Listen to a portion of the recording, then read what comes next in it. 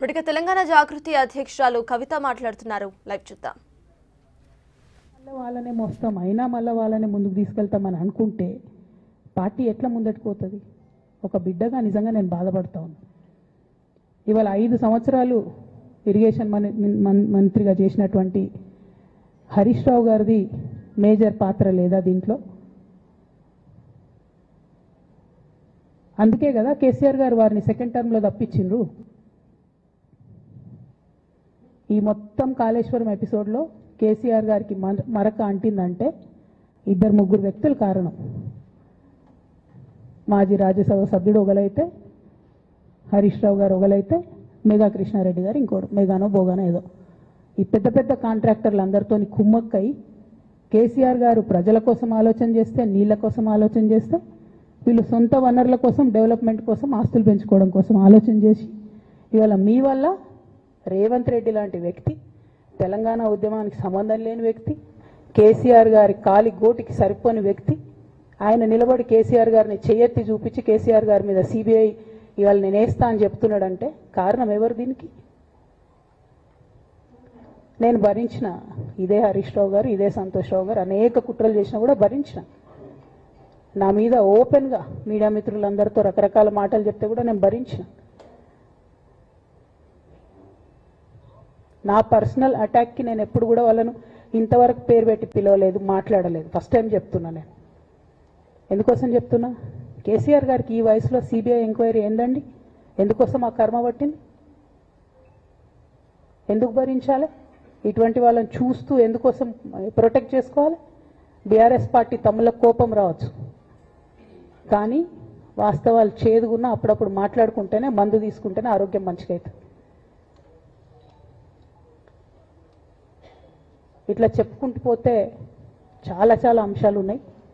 వాటన్నిటి జోలికి నేను పోదలుచుకోలేదు. కానీ కేసీఆర్ గారు హిమాలయ పర్వతం అంత ఎత్తు లాంటి పర్సనాలిటీ ఆయనది. ఆయనను చేయబెట్టి చూపించి అవినీతి అని అంటే నిజంగా చాలా బాధ అవుతా ఉన్నది. ఎందుకంటే నా పెళ్ళప్పుడు నా పెళ్లి చేయడానికి కూడా ఇబ్బంది పడ్డటువంటి వ్యక్తి ఆయన.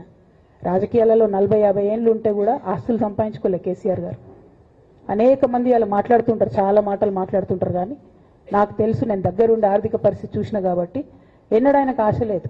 అటువంటి మనిషిని పట్టుకొని సిబిఐ ఎంక్వైరీ ఇస్తాం, ఇదేస్తాం, అదేస్తాం. ఎవరు కారణం దీనికి అంతటికి?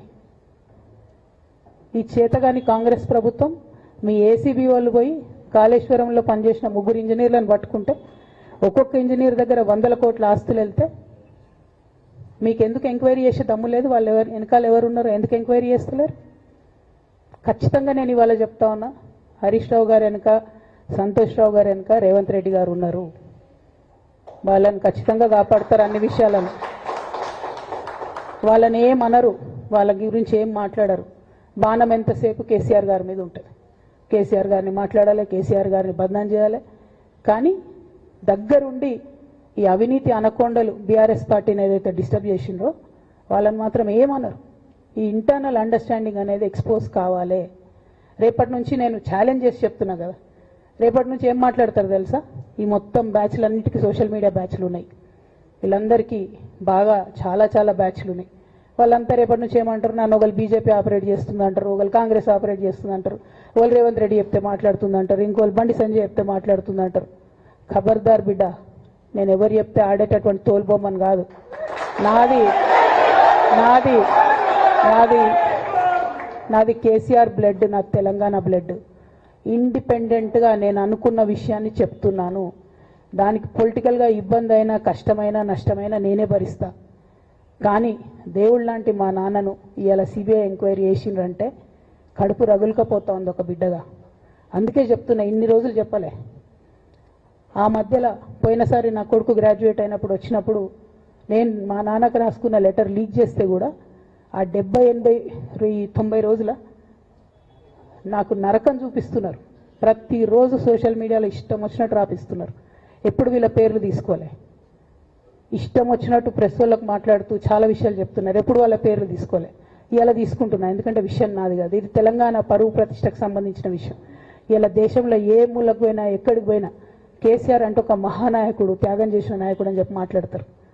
రేపటి నుంచి ఏం మాట్లాడతారు? సిబిఐ ఎంక్వైరీ వస్తే ఏం మాట్లాడతారు? కేసీఆర్ అంటే సిబిఐ కేసు అంటారు. మా నాన్న పరువు పోతే నాకా బాధ, మీకా? మీకు పైసలు కావాలి కదా, మీకు పేరుతోనేం పని? ఇంకా కూడా ఈ విషయాలు అర్థం చేసుకోకుండా, ఇంకా కూడా ఇటువంటి వ్యక్తుల్ని దూరం పెట్టుకోకుండా ఉంటే ఇక కేసీఆర్ గారి మీద సిబిఐ కేసు వేసేటటువంటి స్థాయికి వచ్చినాక ఏం పార్టీ ఉంటేంది పోతుంది. బీఆర్ఎస్ పార్టీ నాయకులు నన్ను తిట్టుకున్నా సరే, లోకల్ బాడీ ఎన్నికలలో నాకు నష్టం జరుగుతుంది అనుకున్నా సరే, మా నాన్న మీద సిబిఐ ఎంక్వైరీ పడ్డాక ఏముంది, తొక్కల ఎలక్షన్ ఒకటి గెలుస్తారు, ఒకటి ఓడిపోతారు. అసలు ఓడిపోయే పరిస్థితి ఎట్లా వచ్చింది? ఇటువంటి దుర్మార్గుల వల్ల కాదా వచ్చింది? ఆలోచన చేసుకోవాలి కదా. ఓ అంటే నా దగ్గర పైసలు ఉన్నాయి, టీవీలు ఉన్నాయి, సోషల్ మీడియాలు ఉన్నాయి, ఏటు పడితే అటు మాట్లాడతామంటే తోలు తీస్తాం చెప్తున్నా నేను. గీత గీసుకుంటాం బిడ్డ. మీరు ఒక్క కమెంట్ పెడితే మేము 10 చేస్తాం. ఏది పడితే అది మాట్లాడచ్చు సోషల్ మీడియాలో అనుకుంటూ చూసుకుంటూ ఊరుకుంటున్నా.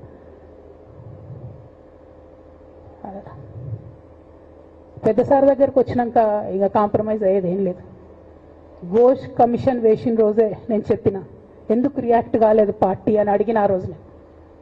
నిన్న సిబిఐ ఎంక్వైరీ వేస్తున్నా అని రేవంత్ రెడ్డి గారు అసెంబ్లీలో చెప్తే తెలంగాణ బంద్ ఖాళీ వద్దా, బగ్గుమనొద్దా తెలంగాణ? ఎట్లా మాట్లాడతారు? నిజంగానే మనిషి అవినీతి అయితే, నిజంగానే మనిషి డబ్బులు తినోడైతే వేరు మాట. ఆయనకు తిండి మీద కూడా ధ్యాస ఉండదా బాబు? తెలంగాణ అదే పిచ్చి.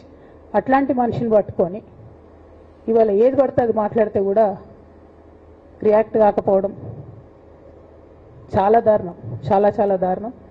నేను దీన్ని తీవ్రంగా ఖండిస్తున్నా. At the same time Congress government PC Ghosh commission వేసిండ్రు. రెండేళ్ల నుంచి టైంపాస్ చేస్తారు. ఆ కమిషన్ రిపోర్ట్ వచ్చింది. ఆ రిపోర్ట్ నిన్న అసెంబ్లీలో పెట్టిండ్రు. ఇంకా దానికి ఏమిట్లకేం లేదు, దాంట్లోకి ఏం చర్యలు తీసుకుంటారో చెప్పారు, ఏం చేస్తారో చెప్పారు, తక్కువని సిబిఐకి ఇచ్చేస్తారు. అంటే ఇది ప్రీమెడిటేటెడ్, ఖచ్చితంగా కేసీఆర్ గారి ప్రతిష్ట దెబ్బతీయాలనేటటువంటి ప్రీమెడిటేటెడ్ అటాక్ తప్పితే ఇంకోటి కాదు. ఇన్ని ఏజెన్సీస్ ఉన్నాయి రాష్ట్ర ప్రభుత్వంలో. మీ ఏసీబీకే దొరికింది కదా ఇదే కాళేశ్వరంలో అవినీతి తిమంగళాలు. ఏమైంది? ఆ రిపోర్ట్ ఏమైంది? వాళ్ళ మీద చర్యలు ఏమైనాయి? దాని కంక్లూజన్ ఏంది? ఒక్క చిన్న ఎంక్వైరీ కూడా ఇప్పటివరకు కంక్లూడ్ చేయలేదు కాంగ్రెస్ గవర్నమెంట్. ప్రచారం ఎక్కువ, పని తక్కువ. ఎప్పుడైనా మీ తప్పిదాలు బయటపడుతున్నాయి అనుకుంటే, ఎప్పుడన్నా ప్రజలు తిరగబడతారు అనుకుంటే వెంటనే ఒక రిపోర్ట్ వేయాలి, వెంటనే కేసీఆర్ మీద ఒక ఆరోపణ చేయాలి. ఇప్పటికి కూడా రేవంత్ రెడ్డి గారికి కేసీఆర్ గారి పేరు చెప్పుకోకపోతే ఆయన ఫోటో కూడా పేపర్లో వేరేమని భయం పాపం. అందుకని ఆయన రోజు పొద్దుగాలేస్తే కేసీఆర్ని తిట్టుడే తప్పితే ఇంతవరకు కూడా వేరే ఆలోచన చేయడం లేదు. మేము డిమాండ్ చేస్తూ ఉన్నాం కాంగ్రెస్ ప్రభుత్వాన్ని, మీరు బట్టగాల్చి మీదేసినట్టు ఆరోపణలు వేయడం కాదు, మీకు దమ్ము ధైర్యం ఉంటే నేను పేర్లు కూడా చెప్పిన, చూడండి ఎక్కడి వరకు పోతారో చూస్తాం. మీకు అండర్స్టాండింగ్ లేకపోతే మీకు అండర్స్టాండింగ్ పెట్టుకొని కేసీఆర్ గారిని టార్గెట్ చేయడం ఇది పొలిటికల్గా కరెక్ట్ కాదు. మన రాష్ట్రంలో ఇటువంటి వాతావరణం ఇదివరకు లేకుండే, రేపు పొద్దున కూడా ఉండొద్దని చెప్పి నేను కోరుతాను. కాంగ్రెస్ ప్రభుత్వం కేవలం కాళేశ్వరం విషయమే కాదు, బీసీల విషయంలో ఎంతగా మోసం చేస్తున్నారు. ఫస్ట్ ఏమో బిల్లు పెడతారు, మేమందరం లొల్లి పెడితే టైంపాస్ చేసి 1.5 year తర్వాత బిల్లు పెట్టిరు. బిల్లు పెడితే కనీసం గవర్నర్ దగ్గర పోరు, కనీసం రాష్ట్రపతి దగ్గర పోరు, ప్రధానమంత్రి దగ్గర పోరు. గవర్నర్ పెండింగ్ పెట్టుకుంటే ఎందుకు సుప్రీంకోర్టు కోతలేరు? ఇంకా కూడా మళ్ళీ ఛాలెంజ్ చేసి అడుగుతా ఉన్నాను నేను, ఎందుకు సుప్రీంకోర్టు కోతలేరు? మీరు September 30 లోపల ఎన్నికలు చేస్తామని చెప్పిండ్రు. September 30 లోపలన్నా సుప్రీంకోర్టుకు పోండి. డీమ్ టు బి అప్రూవ్డ్ అనుకుంటే ఇదే ఎలక్షన్లో బెనిఫిట్ అవుతుంది కదా బీసీలకు. ఆ తర్వాత ఇంకొక ఆర్డినెన్స్ తెచ్చిరు, అది పెండింగ్ ఉంది గవర్నర్ దగ్గర. కనీసం దాని మీద సుప్రీంకోర్టు కోండి, దాని మీద కూడా పోతలేరు. మళ్ళీ నిన్న కొత్త కథ, 50% స్లాబ్ ఎత్తేస్తామట. కామెడీ రోజు రోజుకి. ఏంది ఇది? ఎందుకోసం అంటే ఇదంతా బీహార్లో ఎన్నికలు అవుతున్నాయి. వాళ్ళ రాహుల్ గాంధీ గారి పిఆర్ యాక్టివిటీకి రోజు ముచ్చట చెప్పాలి ఆయన. ఇక్కడ వీళ్ళు నిన్న 50% క్యాప్ ఎత్తేస్తున్నామని కొత్త కథ చెప్పిండ్రు. మీరు చూడండి రేపెల్లు నుంచి రాహుల్ గాంధీ బీహార్లో ఏం మాట్లాడతాడు. హమ్నే 50% సీట్ తోడది అంటాడు ఆయన బీహార్ ఎన్నికలలో. ఆయన అక్కడ చెప్పుకోవాలి కాబట్టి పిఆర్ యాక్టివిటీ కోసం వీళ్ళు ఇక్కడ చేస్తున్నారు తప్పితే బీహార్ ఎన్నికల కోసం తెలంగాణ బీసీ బిడ్డలను బలిపెడుతున్నారు రేవంత్ రెడ్డి గారు తప్పితే నిజంగా చిత్తశుద్ధితోని బీసీలకు ఏదైనా బెనిఫిట్ చేద్దామనే ఉద్దేశమే మీకు లేదు. అటువంటి ఉద్దేశం మీకు ఉంటే మీ వైఖరి ఇట్లా ఉండదు. కేవలం కాంగ్రెస్ పార్టీ బీసీలను నయవంచన చేస్తున్నది. మీరు ఇట్లనే చేస్తుంటే బీహార్ ఎన్నికలు వస్తే మేము తెలంగాణ జాగృతి మొత్తం పోయి బీహార్లో మీకు వ్యతిరేకంగా ప్రచారం చేస్తాం. తెలంగాణ బీసీలను మీరు మోసం చేసిరని చెప్పి అక్కడికి పోయి కూడా మీకు ప్రచారం చేస్తాం. మీ యొక్క బండారం కూడా బయట పెడతామని ఈ సందర్భంగా నేను తెలియజేస్తా ఉన్నా. బీసీల విషయమైనా కాళేశ్వరం విషయమైనా చిత్తశుద్ధి లేనటువంటి కాంగ్రెస్ పార్టీని ఖచ్చితంగా మీ వైఖరిని ఎండగడతామని చెప్పి తెలియజేస్తూ, సిబిఐ ఎంక్వైరీ వేసుకున్నా మీరు ఏ ఎంక్వైరీ వేసుకున్నా కేసీఆర్ గారు మాత్రం కడిగిన ముత్యంలాగా బయటకు వస్తారని మళ్ళొకసారి తెలియజేసుకుంటూ మీ అందరి దగ్గర కూడా నేను సెలవు తీసుకుంటా ఉన్నాను. Thank you. జై తెలంగాణ, జై జాగృతి, జై కేసీఆర్.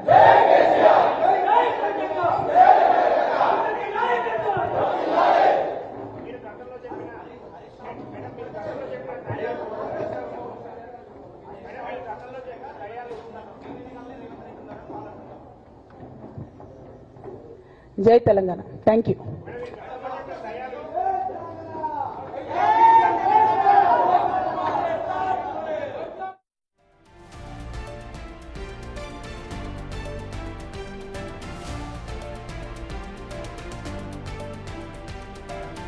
తెలంగాణ జాగృతి అధ్యక్షురాలు కవిత హాట్ కామెంట్స్ చేశారు.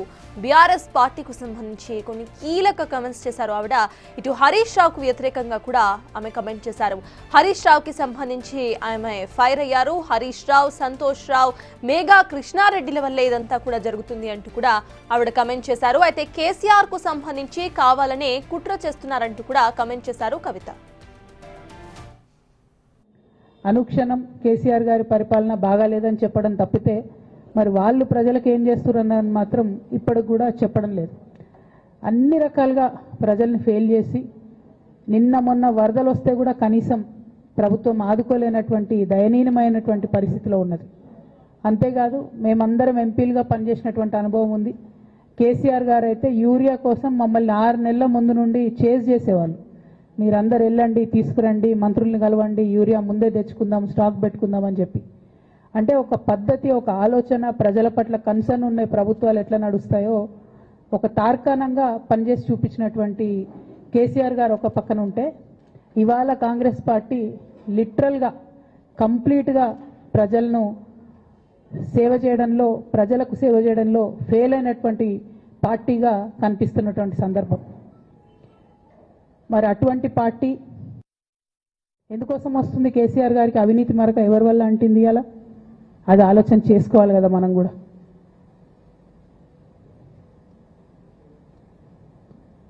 కొంతమంది కేసీఆర్ గారి పక్కన ఉన్నటువంటి వాళ్ళు కేసీఆర్ గారి పేరు చెప్పుకొని అనేక రకాలుగా లబ్ధి పొంది వారు చేసినటువంటి అనేక చెత్త పనుల వల్ల ఇవాళ కేసీఆర్ గారి పేరు బద్నామయ్యే పరిస్థితి వచ్చింది. అయినా మళ్ళీ వాళ్ళనే మోస్తాం, అయినా మళ్ళీ వాళ్ళనే ముందుకు తీసుకెళ్తామని అనుకుంటే పార్టీ ఎట్లా ముందట్టుకోతుంది? ఒక బిడ్డగా నిజంగా నేను బాధపడతా ఉన్నా. ఇవాళ 5 సంవత్సరాలు ఇరిగేషన్ మంత్రిగా చేసినటువంటి హరీష్ రావు గారిది మేజర్ పాత్ర లేదా దీంట్లో? అందుకే కదా కేసీఆర్ గారు వారిని సెకండ్ టర్మ్లో తప్పించిండ్రు. ఈ మొత్తం కాళేశ్వరం ఎపిసోడ్లో కేసీఆర్ గారికి మరక అంటిందంటే 2-3 వ్యక్తులు కారణం. మాజీ రాజ్యసభ సభ్యుడు ఒకలైతే, హరీష్ రావు గారు ఒకలైతే, మేఘా కృష్ణారెడ్డి గారు ఇంకోడు, మేఘానో బోగానో ఏదో. ఈ పెద్ద పెద్ద కాంట్రాక్టర్లు అందరితో కుమ్మక్కై కేసీఆర్ గారు ప్రజల కోసం ఆలోచన చేస్తే, నీళ్ల కోసం ఆలోచన చేస్తే, వీళ్ళు సొంత వనరుల కోసం, డెవలప్మెంట్ కోసం, ఆస్తులు పెంచుకోవడం కోసం ఆలోచన చేసి ఇవాళ మీ వల్ల రేవంత్ రెడ్డి లాంటి వ్యక్తి, తెలంగాణ ఉద్యమానికి సంబంధం లేని వ్యక్తి, కేసీఆర్ గారి కాలి గోటికి సరిపోని వ్యక్తి, ఆయన నిలబడి కేసీఆర్ గారిని చెయ్యెత్తి చూపించి కేసీఆర్ గారి మీద సిబిఐ ఇవాళ నేను వేస్తా అని చెప్తున్నాడంటే కారణం ఎవరు దీనికి? నేను భరించిన ఇదే హరీష్ రావు గారు, ఇదే సంతోష్ రావు గారు అనేక కుట్రలు చేసినా కూడా భరించిన. నా మీద ఓపెన్గా మీడియా మిత్రులందరితో రకరకాల మాటలు చెప్తే కూడా నేను భరించిన. నా పర్సనల్ అటాక్కి నేను ఎప్పుడు కూడా వాళ్ళను ఇంతవరకు పేరు పెట్టి పిలవలేదు, మాట్లాడలేదు. ఫస్ట్ టైం చెప్తున్నా. నేను ఎందుకోసం చెప్తున్నా? కేసీఆర్ గారికి ఈ వయసులో సిబిఐ ఎంక్వైరీ ఏందండి? ఎందుకోసం ఆ కర్మ పట్టింది? ఎందుకు భరించాలి? ఇటువంటి వాళ్ళని చూస్తూ ఎందుకోసం ప్రొటెక్ట్ చేసుకోవాలి? బీఆర్ఎస్ పార్టీ తమ్ముల కోపం రావచ్చు, కానీ వాస్తవాలు చేదుగున్నా అప్పుడు